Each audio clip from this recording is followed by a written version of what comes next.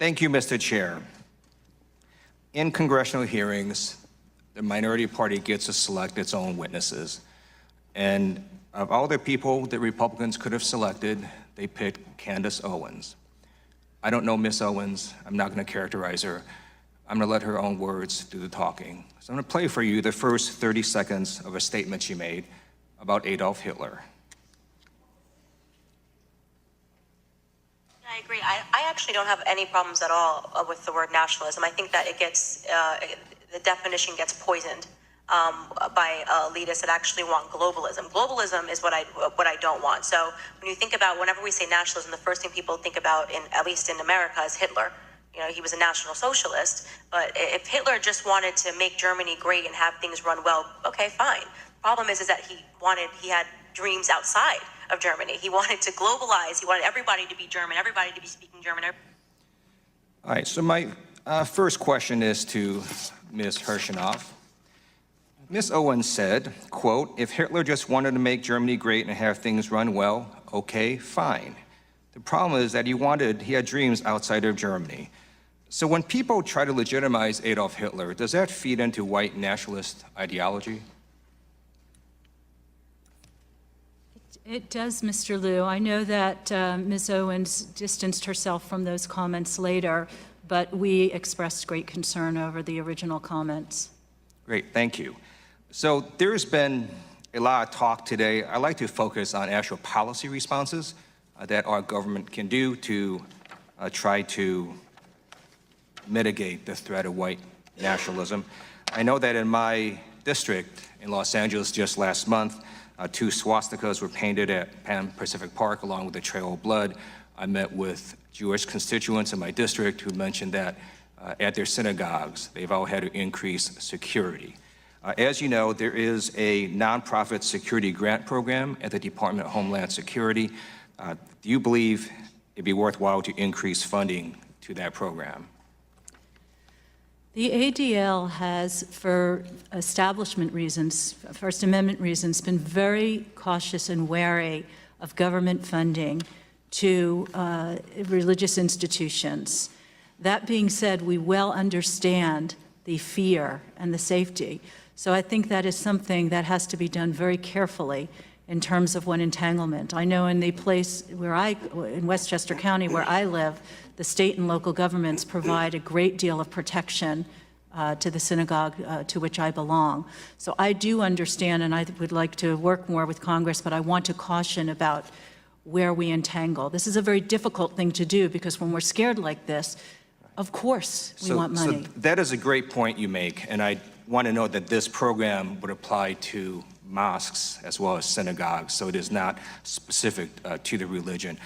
But it is true, the First Amendment does affect all of these issues, including, for example, private sector companies to say whatever it is that they want.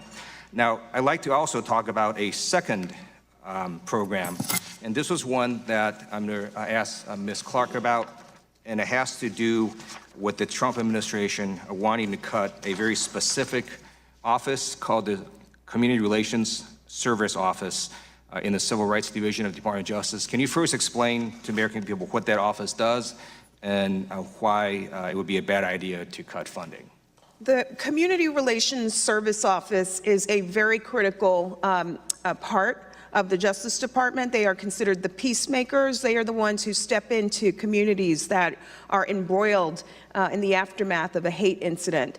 They are the ones who you'd want to deploy out to Louisiana, to the parishes where the churches are burning right now. They're the ones that you'd want on the ground right after the Charlottesville hate rally. We are deeply concerned by proposals to cut funding to this office, to shift this office to another part of the agency. It's important that this agency's work be completely non-political, but the very subject matter of this hearing today underscores the urgency of maintaining this office that has been with us for decades.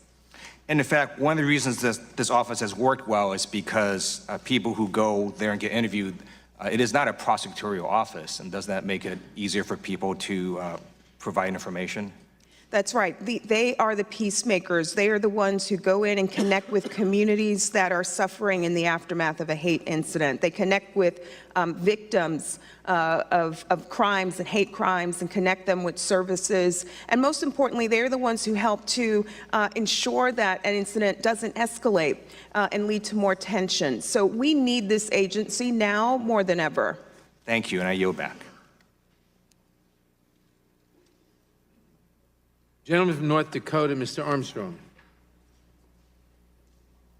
Thank you, Mr. Chairman, and I would yield my time to Mr. Reschenthaler from Pennsylvania.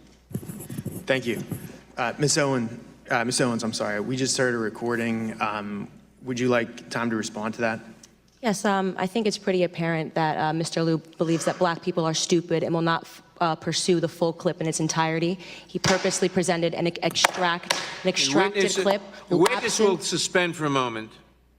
It is not proper to refer disparagingly or to a member of the committee. The witness will not do that again. Witness may continue. Sure, even though I was called despicable. Witness may not refer to a member of the committee as stupid. I didn't refer to him as stupid. That's not what I said. That's not what I said at all. You didn't listen to what I said. May I continue? Please. As I said, he is assuming that black people will not go pursue the full 2-hour clip.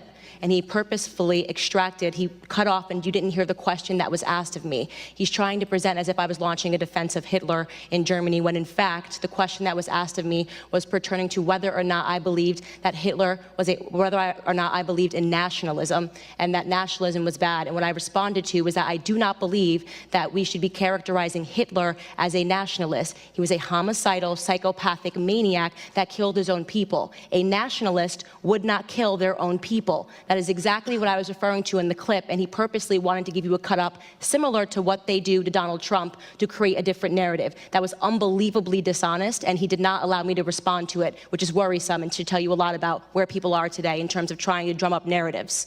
By the way, I would like to also add that I work for Prager University, which is run by an Orthodox Jew. Not a single Democrat showed up to the embassy opening in Jerusalem. I sat on a plane for 18 hours to make sure that I was there. I'm deeply offended by the insinuation of revealing that clip without the question that was asked of me.